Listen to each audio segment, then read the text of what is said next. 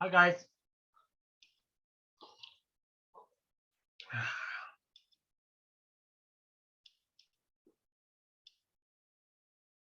It's I'll just wait a minute.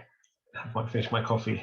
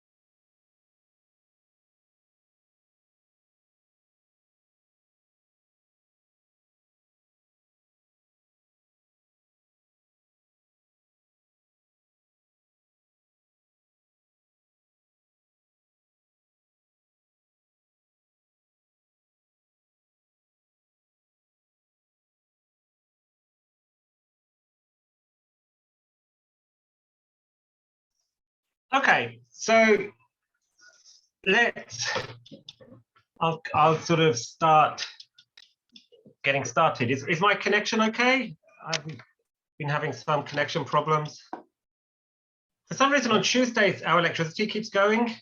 So if I suddenly disappear, it means our electricity is gone, and I will try and get back in on my phone. Every week we've lost electricity at some point on Tuesday. Can you hear me? Am I talking to myself? Okay. Yeah, so if my connection gets a bit sketchy, then let me know and I'll do another one. So before I get started, one thing is that we've got to work out kind of how I'm going to grade you. So I'm doing this midterm take home, and I'm wondering when I should do it. So we're getting through the first bit of the class, and I said midterm due on April 10th, and we're just a little bit behind time. So I'm wondering, I can give you the questions at the end of next week, and then I can give you like 10 days to answer them. Does that sound good? Or does that make a train wreck with all your other classes?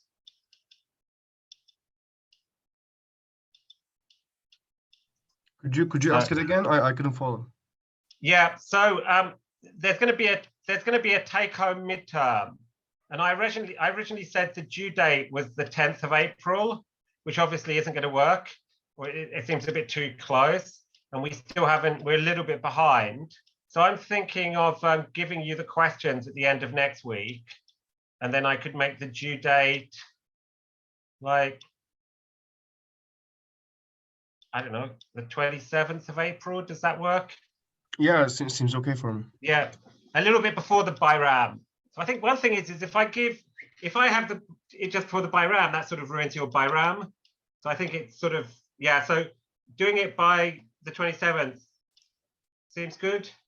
Okay, I'll basically go with that. And if any of you look at your calendars and are like, Hocam, that's a complete nightmare, it doesn't work, then I can change, we can find a different schedule. Yeah, the other thing is that on the syllabus, I had the evaluation was like a midterm and a final paper. I'm wondering, if people might be like, oh, this is all new for me, writing a paper, I'm not so sure. So I could give an option for the final, for the end, where people can either write a kind of term paper, or they can do a kind of a sort of more comprehensive take-home exam for people who don't feel up to writing a paper. Why don't you talk amongst yourselves about that if you have any preferences? I'm quite relaxed about this stuff. Yeah. Okay. So where were we? Yeah, we're talking about Van Gelder. And today I want you to finish off talking about Van Gelder. And then on Thursday, on Wednesday, I'm going to talk about this article by Richardson, which is called Reconceptualizing the Organism.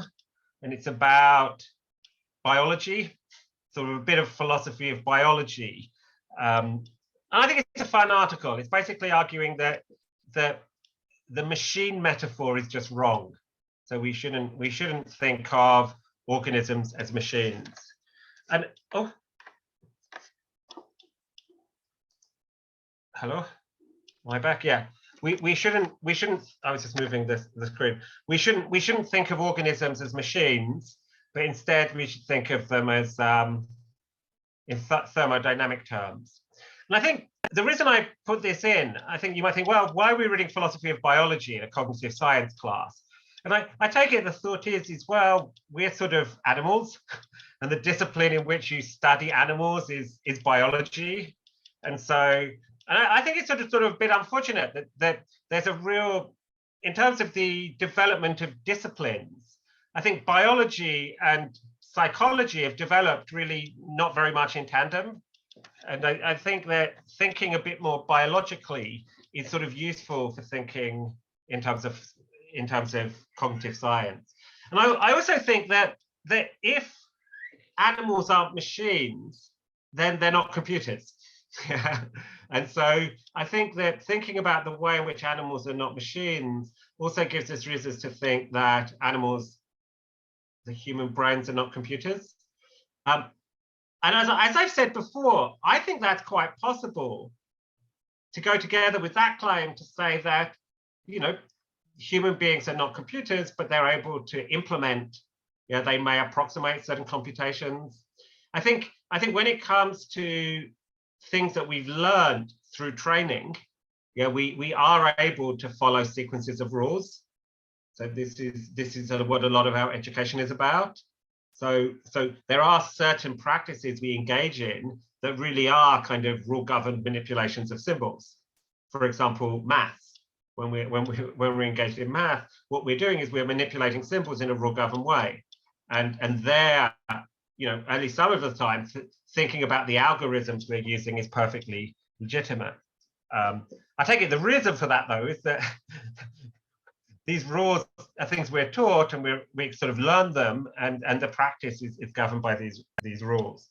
So I think when it comes to sort of subconscious thinking of things like the visual system in purely computational terms, my sort of take there is that perhaps the best models we've got of how the system works may be to think that what it does is approximate certain types of computation.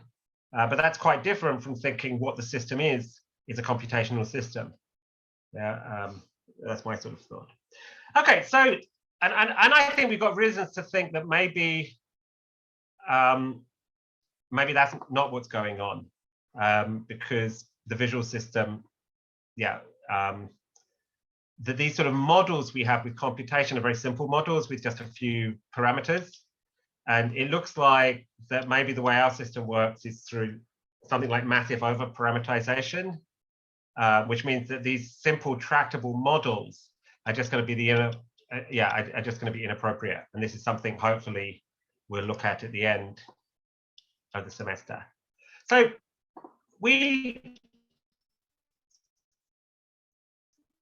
last class we talked about these two governors. So we've got this problem. Who wasn't in class last Wednesday? Is there anyone here who wasn't? How many people were not in class? Okay, Zen. Okay, so some of you. So I mean, who wants to explain the setup of the problem and these two? So I mean, I'm going to do this very quickly, but you've got these steam engines that are producing rotation, and the rotation speed is variable. So you want a way of keeping the speed of rotation at a constant rate so it doesn't screw up the machines they're running. And this was a big problem when they were in the Industrial Revolution. And the way to speed up or slow down the spinning is you've got a valve, and you let more steam in, it speeds up, you close the valve and it slows down. So there's a kind of lever that you can pull or press. Pulling or pressing this will either speed up or slow down the rotation. Now, how do you get something to keep the constant, the speed steady? Well, one way of doing this would be computationally, and this is the kind of what he calls a computational regulator. Now, this computation could be carried out by a human being. You could have a guy standing there following out these steps. Today, this could be done by a computer chip. You read the speed of rotation, you compare it to the desired rotation, and then you calculate what you need to do. I need to open the valve or close the valve, and by how much. You do that, and then you go back to the beginning. This is the idea of a computational governor. In actual fact, how Watt solved it was by a very simple engineering task. He has a spindle here. Can you see the sharing? See, as the speed of rotation increases, centrifugal force pushes out this ball, increases this angle here, which closes the valve. So as the speed increases, there's a tendency for the valve to be closed a bit, which slows down the speed. So if you increase, there's going to be a kind of, if you're in a steady state and you found some stability and then you increase the speed of rotation, the ball's going to come up and there's going to be pressure to decrease. If the rotation is too small, it gets slower, then the ball is going to come down because there's less centrifugal force, which is going to open the valve and let more steam into the pistons, which is going to increase the speed of rotation. So what happens with a system like this is very quickly the system finds a steady speed and stays there. And the kind of engine speed can kind of change and wobble around a bit, but the system kind of keeps at a stable state. That's basically the idea. It finds a steady speed and stays there. And when Watt invented this, he kind of intuitively grasped how it worked, but he didn't really understand how it worked. And that wasn't until the 19th century when Maxwell came along and basically gave us the equations. So this governor is governed by a pair of equations. I talked about this last class. If you weren't here, you sort of missed it. This equation looks really scary, but it's really quite easy. This theta is the angle, which controls the valve, and this omega is the engine speed. So it says the rate of acceleration of the engine speed is a function. Sorry, the rate of acceleration of the angle, how the arms are going up or down, is dependent upon the engine speed and the current angle and the speed of change. So you've got an equation that looks at the acceleration of something as a function of one variable, one thing, omega, and some other stuff that is fixed, plus the angle and the speed. And we know that with systems like this, for many parameters, if the fixed things are kept within certain bounds, these systems have a steady state. They find a certain angle and stay there. And you can push it out of equilibrium, but it will come back. So you've got everything working, and then you push the ball in for a little bit, and you basically let in some more steam, and the whole system wobbles around a bit, but it will return to its previous state. And with systems like this, you have something what's known as a point attractor. Yeah, so we understand the maths of how all of this works. If you want to know about the maths, the person to ask is us, because this is all the kind of maths of dynamic systems. Now, why is this important? Well, the idea is that you've got this one task that can be solved in two different ways. Yeah, and for each way of solving the task, you either have this computer, or you have a microchip, or you could have this watt regulator. There's a way of mathematically modeling this.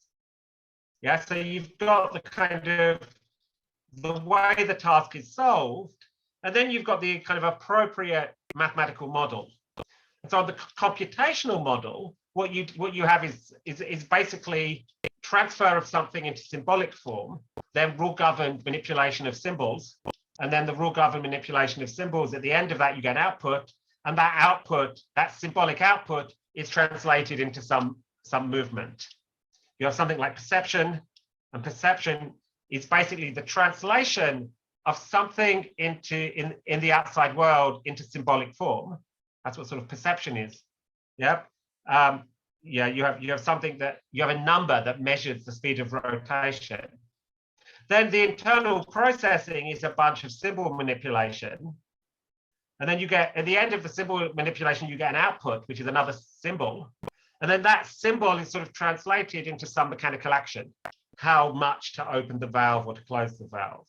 Yeah, that's how the computational thing is working. Now,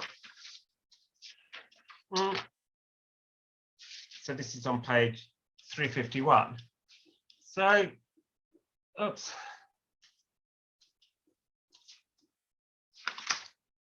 Two types, so it's 350. Yeah, so we've got these two different types of devices that can be used to keep the speed of the engine steady.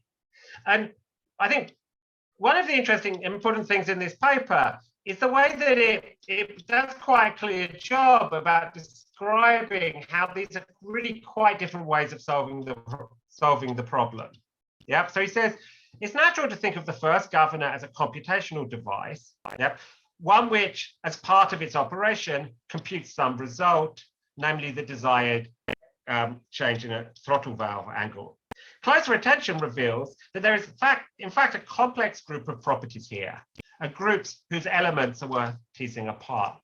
So what he now does is offer a sort of account of what's sort of essential to this sort of computational account, or some sort of computational device. And I take it that on the next page, he gives us in one sentence a list. He says these properties, representation, computation, sequential and cyclical operation, and homuncularity, form a mutually interdependent cluster. Yeah, so he introduces what he takes to be the kind of characteristics of any sort of computational system. Computational systems involve representations. Computation, understood as the sort of rule-governed manipulation of symbols. The operations are sequential and cyclical. You get to the output and then you go back, look at a new input, and repeat the thing. And they're homuncular. Now, I just want to talk about a couple of these. So this idea of being dependent on representation. Now, so this is, now I take it this is the sort of, probably the sort of, in the 80s, this was the only view of computation, I think. But I think the idea that computational systems are essentially representational is still kind of the sort of standard view of computational models. I think there are some people now trying to offer kind of computationalism without representation. So there's a sort of program that is, in some senses, is a sort of program that wants to be computational, but learn some of the lessons from the sort of criticisms from embodied cognition people. And so I think there's a view of computation that just says, no, there's no rule-governed manipulation of symbols. All you've got is something like syntactic. You don't need to think about, you don't have to think about representation. It doesn't play an essential role. But I think the standard view is that computational systems are representational. And I think the way he's described it is very much in representational terms. You take some quantity in the environment and transform it into some symbol. So you have a number. Yeah, the number is you say it's 7. You've got kind of something on a dial. It points to 7 on the dial. Yeah. So he says every aspect of the operation as outlined above deals with representations in some manner or other. The very first thing it does is measure its environment, the engine, to obtain a symbolic representation of current engine speed. So you start by measuring the environment. According to computational models of cognition, this is what perception is. Perception is a kind of, you've got something like transduction. You translate something in the environment, some quantity or quality in the environment into symbolic form. Now the symbols may be series of zeros and ones. That's what I take it, the idea that you might think that that's what neuronal firing is. Yeah, you translate there's something in the environment that's encoded. Yeah, this is basically the idea.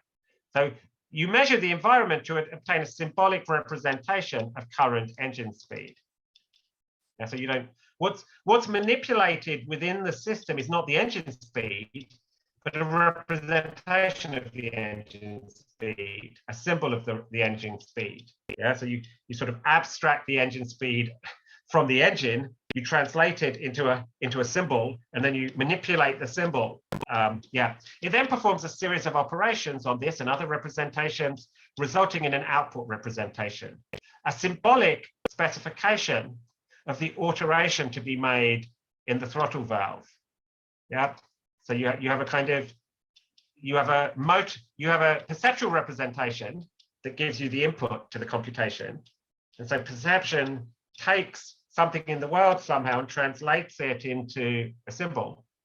Then you have a bunch of internal manipulations of symbols. That's what cognition is. The output of this is a symbol. It's a motor command. Yeah, and this motor representation then causes the valve adjusting mechanism to make the corresponding changes. So somehow the symbol is translated into physical motion, and that physical motion is outside all the computational stuff. Yeah, it's a kind of causal result of what's going on computationally. Yeah, and that's why it's appropriately described as computational. Yeah. It literally computes the desired change in throttle valve by manipulating symbols according to a schedule of rules. Yep. And these symbols, yep, have meaning. One of the symbols represents the engine speed. Another symbol represents how much the valve needs to be changed. Yeah. So these symbols in the context of the device and its situation have meaning. And the success of the governor and its task is owed to the symbolic manipulations being in systematic accord with those meanings. Yeah, so the way a computational system works is if the relationship between the symbols and their meanings sort of holds. Yeah, and and so the manipulations are discrete operations which necessarily occur in a determinate sequence. Yeah, so the manipulations are discrete and they necessarily occur in a determinate sequence. Now, these are all things, this aspect of computational systems is going to be very different from these dynamic systems, because you don't have discrete ordered representations. You don't have a sequence of things that happen. And I think the discreteness and the sequentiality, this is the closest you get to anything like time. Yeah, you get it within such a system. Yeah, you get some sort of temporal ordering. Yeah, the sequence has to be followed in the right order. But that's all you're going to get when it comes to. Whereas if you look at the dynamic system, you've got time as a sort of continuous quantity. Yeah, time there in the maths is a sort of continuum. Yeah, it's not discrete. Yeah. Okay. So and finally, yeah, and the whole device operates in a cyclic fashion. It first measures or perceives its environment. It then computes, and then it affects this change. Yeah, so it perceives, involves in cognition, then acts. And after the change has been made, you go through it again. So you have perception, computation, action. Now, I take it that the alternative is that you can't make this rigid distinction between perception and action. Yeah, and I take it when you look at how the what governor works, that there's no way to say what bit of it is perception and what bit of it is action. Yeah, the whole thing is continuous. And I take it that if you take something like the what regulator as a way of thinking about human cognition, then the kind of a radical distinction between perception and action is going to drop out. Now, once again, that some people into computationalism think that, yes, try and have a computationalism where they want to break down this distinction between perception and action. And so people like Andy Clark, who have this more extended view of perception, that they try and have a kind of view of computation where you don't have a clear, it's not like you got the world, then you have inputs, and then you have outputs, and then you have relationship to the world. So there are views of, there are computational models where this distinction, this radical distinction between perception and action breaks down, and we'll talk about that a little later in the semester. And finally, he says that the governor is homuncular in construction. Now, do you know what a homunculus is? People know this word? I think the idea of homunculus is like a little man in your head or a little woman in your head. Yeah. What he's talking about here about this homuncular construction, I take it this is what last class or the class before I was talking about, this idea of modularity. Yeah, so I take it what he's calling this homuncular nature of computational systems. We might think that the idea is that they're modular. Yeah, and so he says these governors are homuncular in construction. So homuncularity is a special kind of breakdown of a system into parts or components, each of which is responsible for a particular subtask. Homuncular components are ones that, like departments or committees within bureaucracies, interact by communication. That is, by passing meaningful messages. Yeah, so I take it that this is how the sort of computational, old school 1980s computational model of the mind, the sort of Fodor picture sort of worked. That the brain is a computer and it's sort of homuncular, and you've got the different perceptual systems, you've got kind of the central processing that involves all the sort of calculations, and then you've got the kind of motor system. And these sort of systems communicate with each other by sending messages. Yeah, so the output of the perceptual system, insofar as it's going to go into central processing, has to be sort of translated into a language that central processing understands. Yeah, so Fodor thought that central processing, you have something like a language of thought. Yeah, so there's some kind of subconscious language, and that the brain basically is a computer that is thinking in terms of representations that have something like a structure of sentences. So you have a kind of the perceptual system gives you a model of the world. And then somehow that's translated into something semi-linguistic. Yeah, oh, sorry. That's interesting. What happened there? I disappeared. Why did that happen? Am I back?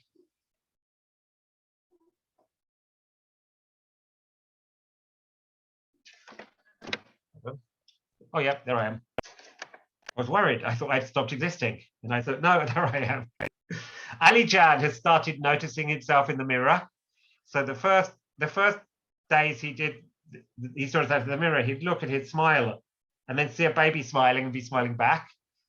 And then he started looking at himself in the mirror and moving and then getting a little bit scared and hiding. Yeah, because it's like the person in the mirror was really copying him, and maybe the baby in the mirror was with daddy and he was really kind of jealous. It's like, daddy, no, don't take the other baby, be with me. Yeah, it's quite weird not seeing yourself and then not seeing yourself. And now he's being a bit experimental. Now he'll put his hand out and touch the hand in the mirror and take it away a few times and then get really scared. And yeah, okay. Yeah, so this is how the sort of the computational system works. Now, one of the big debates I think this article led to with these debates about representations. And I take it many people who are attracted to, you might think of the kind of embodied cognition, tend to be anti-representationalists. And Van Gelder is one of the first people to really strongly push for a sort of non-representationalist understanding of cognition. Begum. About homuncularity, we can have a homuncular structure of the brain without representations, right? They don't necessarily need each other. That the brain can be talking with other regions and there can be categories in itself. Well, yeah, so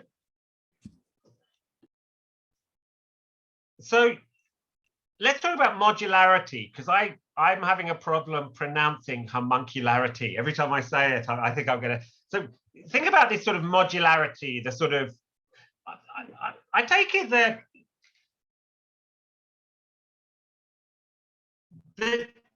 yeah, it's possible to have a modular system that isn't obviously computational. So I don't know how old you are, but like when I was a kid, you used to have sort of modular stereo systems, you know, so you have the sort of, you'd have the amp, you'd have the turntable, you'd have the speakers, and these were separate things, and each system was self-contained and had an input and an output. And yeah, it's not, you know, like of course the output of the turntable, so you've got a turntable and you could buy that separately, but then you need an amp, an amplifier. So you've got these two things that are sort of self-contained, and the amp needs the right sort of input, but if it gets the right sort of input, it's gonna produce music. Yeah, and the input could either be from a tape deck, or it could be from a turntable, or it could be from a CD. Yeah, so I think the idea of this sort of modularity doesn't necessarily mean that every part of it, or even any of it, is computational. Because you might think that the sort of old amps are just translating electrical input into noise, into sound. So the input is some sort of stream of electrical current, and the output is music. So modularity doesn't entail computation.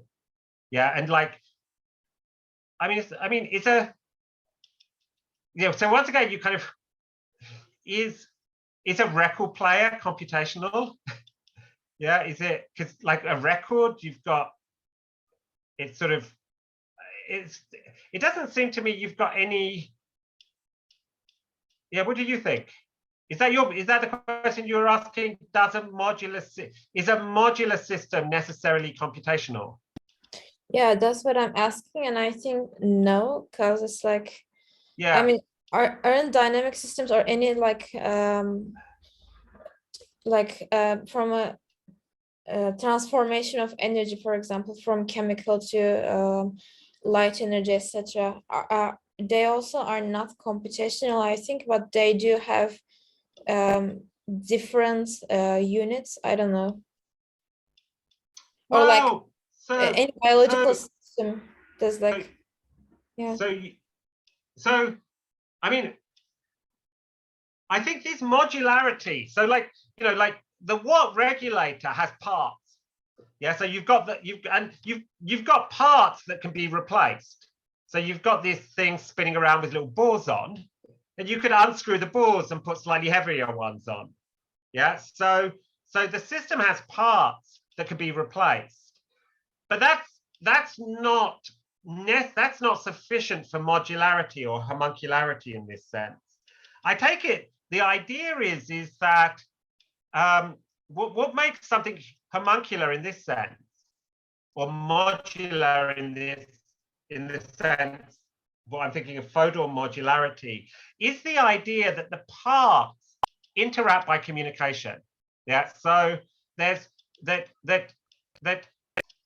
and you know, you might think that. So I was thinking about the kind of modular sound system. Is that homuncular in that sense? Well, you've got the output of one is a stream of electrical stream. Well, yeah, it's not obvious to me that you've really got communication. So if it depends on what you mean by communication. Yeah, but the sort of idea is that like, so you've got this homuncular system, and the idea is that, say, Eunice is the central processing unit, and Zeynep is the kind of perceptual bit. And you know, she's finding out what everyone in the class thinks, and she speaks all the languages, and Eunice only speaks English. I don't know, and so she's listening to what people are saying in all these different languages, and then she gives her output to Eunice in a language he understands. So homuncular systems get input either from the world or from other systems, and then they have to, the output they give, insofar as it's going into another system, the output has to be in a language that the other system understands. I take it this is the sort of idea of homuncularity.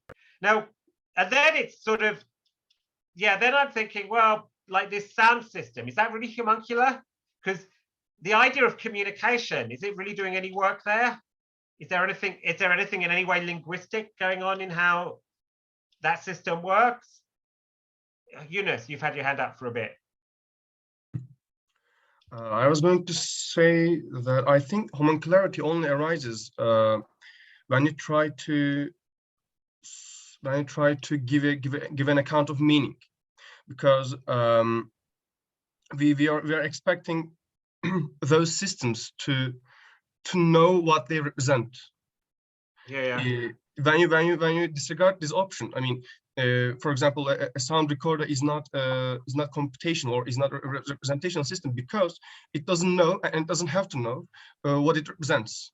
It's just a causal system, but we are expecting humans to know what they are representing, and I think it all comes down to this. So I mean, yeah. So Van Gelder thinks that homuncularity goes together with being a representational system, and only representational systems are going to be homuncular in this way. So this is answering Begum. Like, I think what you're saying, I think, is sort of disagreeing with Van Gelder, if I understand your position, because he thinks that obviously the representational and computational nature of the governor is essential to its homuncular construction.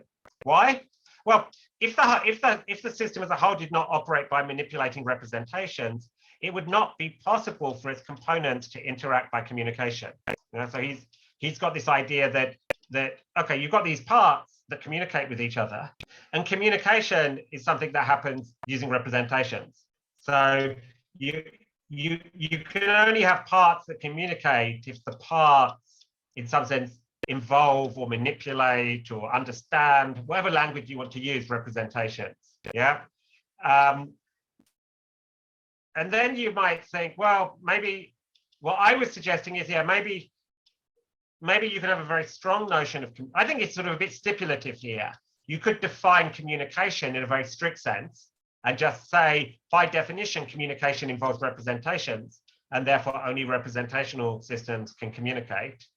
Or you might just have a looser notion of communication, where you might think, yeah, there's a notion whereby there's some, is there communication between the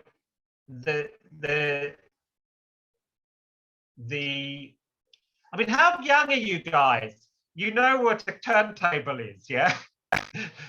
You've seen these things, yeah? Sorry, I'm joking.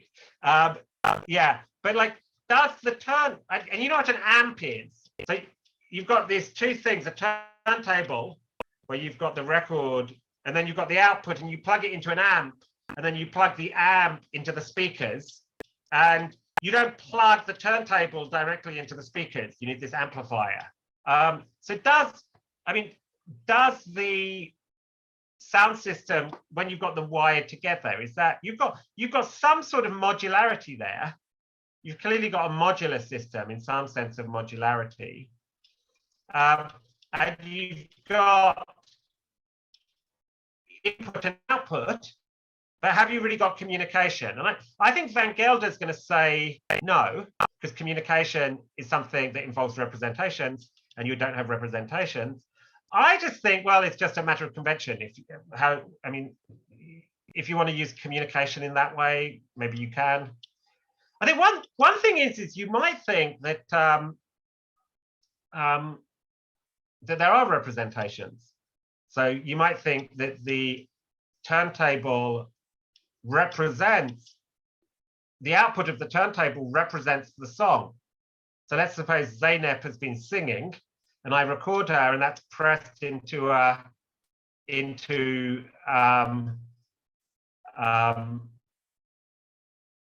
yeah, and she's saying, I don't know, she sings Kayum or something, yeah, and then there's a kind of stream of electricity that comes out of the amp, comes out of the electric, comes out of the turntable. That you might think, does that represent this word?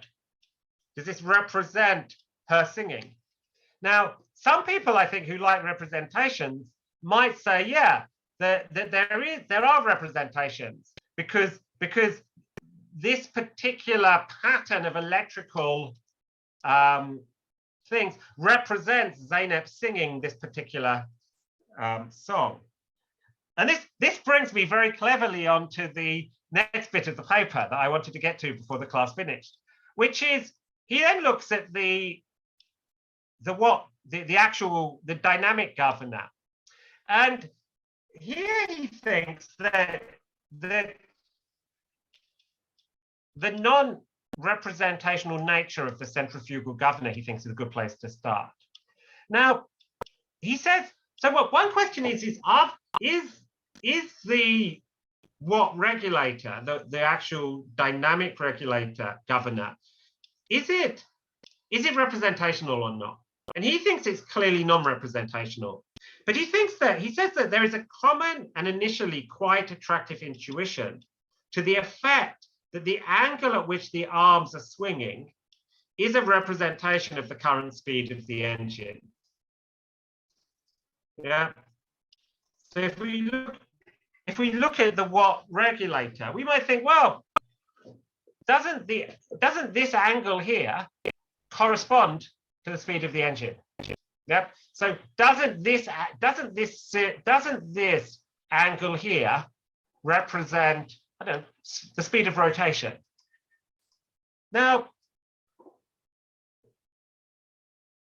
yeah, and it's because the arms are related in this way to the engine speed that the governor is able to control the speed.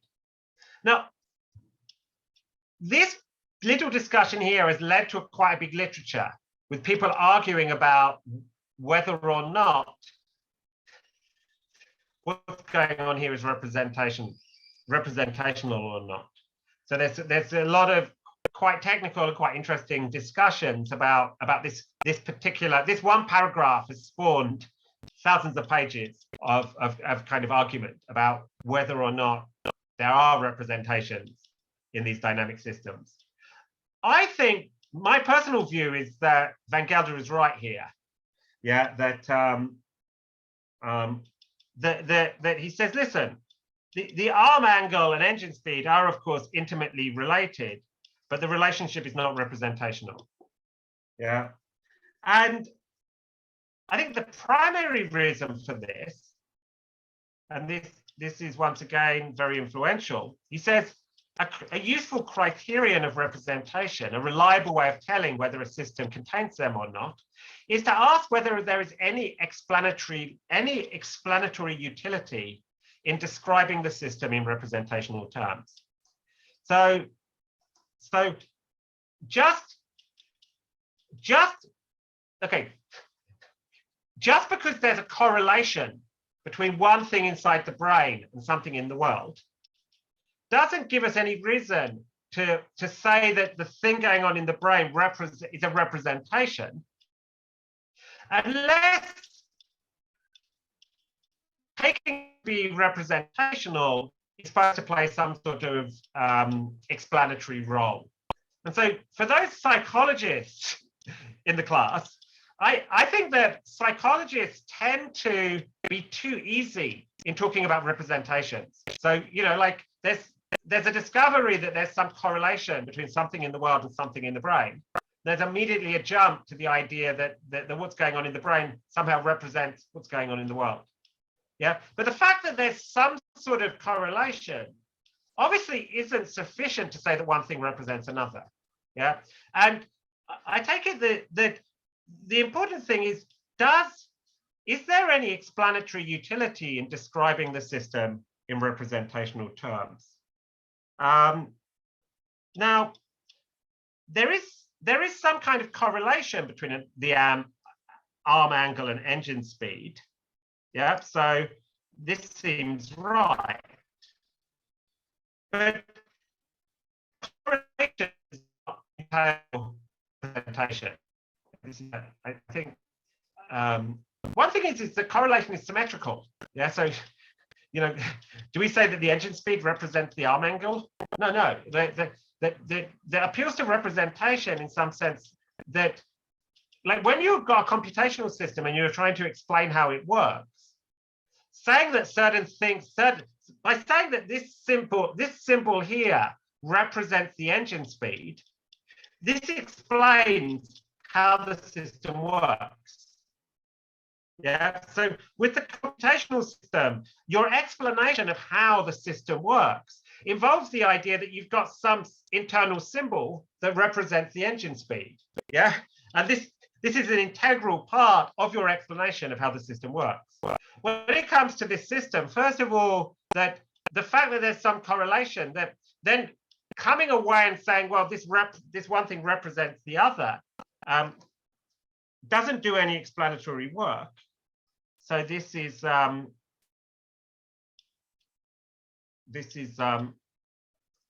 mere correlation does not make something a representation. Yeah, correlation does not entail causation, and correlation does not entail representation. Yeah, and I think psychologists get the kind of correlation doesn't entail causation. But I think there's a tendency to think, oh, whenever you've got a correlation of something in the world to something in the brain, what's going on in the brain is a representation of something out in the world. And I think this is a jump that is often made that is not, yeah. And I think one thing about how the what governor works is that the correlation isn't even there. So think about how the system works. He says, notice that the correlation at issue only obtains when the total system has reached its stable equilibrium point.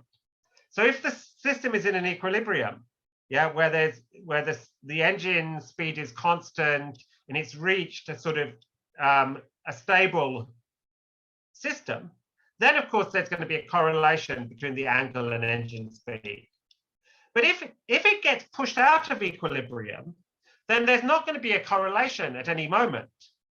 Yep. So, and it's immediately disturbed whenever there is some sudden change. For example, the workload of the engine. So suppose a bit of coal is thrown in and explodes. So the engine workload radically increases for a moment. At such times, the speed of the engine quickly drops for a short period, while the angle of the arms adjusts only at the relatively slower pace dictated by gravitational acceleration. So the change in the speed is going to be different. The change in the angle is going to follow behind the fall in speed, because you've got things that happen at different speeds. Yet even as the arms are falling, more steam is entering the piston, and hence the device is already working. Yeah. So I mean, when things are out of equilibrium, that you can't even say that there's a correlation between the engine speed and the angles. Yeah, and these are exactly the times when it is most crucial that the governor works effectively. So consequently, no simple correlation between an arm angle and engine speed can be the basis of the operation of the governor. What's really going on, and the fourth and deepest reason for supposing that the centrifugal governor is not representational is that once we understand the relationship between engine speed and arm angle, we see that the notion of representation is just the wrong sort of conceptual tool. Yeah, there's no doubt that at all times the arm angle is in some interesting way related to the speed of the engine. And this is what kind of leads people to think that the angle is representational. But closer examination of this dependence shows exactly why the relationship cannot be one of representation. For notice that because the arms are directly linked to the throttle valve, the angle of the arm is at all times determining the amount of steam entering the piston, and hence at all times the speed of the engine depends on some interesting way on the angle of the arm. So arm angle and engine speed are at all times both determined by and determining each other's behavior. Yeah. And in the next section, when we look at the math, we know how these systems work. What we have is a relationship of coupling between two things. And this relationship of coupling is quite amenable to mathematical description, but it's more subtle and complex than the standard concept of representation can handle. Yeah, so yeah, that's the story. The one bit we didn't look at is the discussion of time. Did I talk about this last time? This paragraph here. I've got to run now because Zubaydah must teach. But maybe I'll just say something about this paragraph at the beginning of next class. It will only take 5 minutes, I promise. And then we'll talk about the Nicholson paper, which is quite fun. It's quite readable. There's no maths in there, sort of. Okay, so I will see you. I've got to go now because Zubaydah is using this computer in a few minutes. Okay, have fun. Bye-bye.